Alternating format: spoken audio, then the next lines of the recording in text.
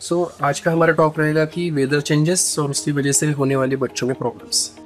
जैसे कि हमें पता है कि बाहर का वेदर जो है, बीच में ही बहुत बारिश हो रही है, बीच में धूप है।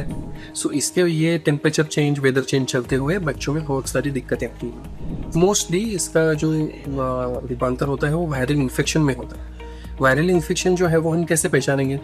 वायरल इन्फेक्शन में बच्चों को बुखार है और बहुत सारे सिस्टम्स इन्वॉल्व होती है। जैसे उसको कफ कोल्ड भी होगा, उसको पेट दर्द भी होगा, लूज मोशंस भी होंगे, वोमिटिंग्स भी होंगे।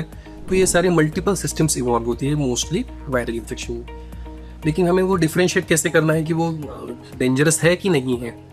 तो जब बच्चों को बुखार नहीं है तो बच्चे हंस रहे हैं, खेल रहे हैं, सब उनकी एक्टिविटी नॉर्मल चल रही है। ओनली जब वो उसको बुखार है तो बच्चा सुस्त हो रहा है, लेट रहा है, तो उस दरमियान हमें चिंता करने की बात नहीं है। लेकिन अगर बच्चा कंटिन्यूसली सुस्त रहे, खाना पीना पूरा छोड़ दे, तो वो बात डेंजरस है।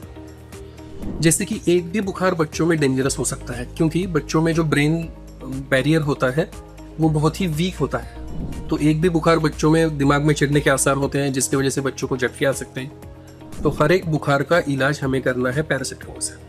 अगर जैसे मैंने पहले कहा कि बुखार कंटिन्यूस चल रहा है, बच्चा सुस्ती है, खाना पीना उसने छोड़ दिया है, इमिडिएटली आप डॉक्टर के पास पहुंचे।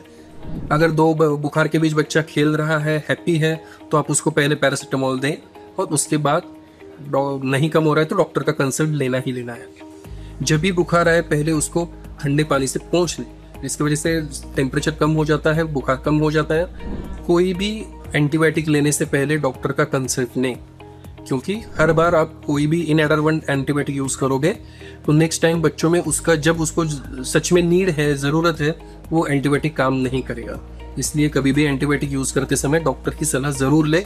नेक्स्ट जो है उसके बाद हमें आता है कफ कोल्ड है बच्चों में, तो वो भी आप डॉक्टर से कंसल्ट करके कफ सिरप ले सकते हो, गुनगुने पानी से खरारे कर सकते हो।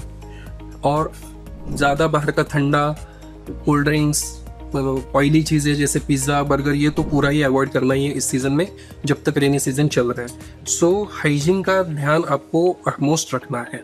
बाहर की चीज़ें टोटल अवॉइड करें, बच्चों की केयर करें, और कुछ भी लगे abnormal from anything, any point of view, आप इमीडिएटली डॉक्टर को कंसल्ट करें।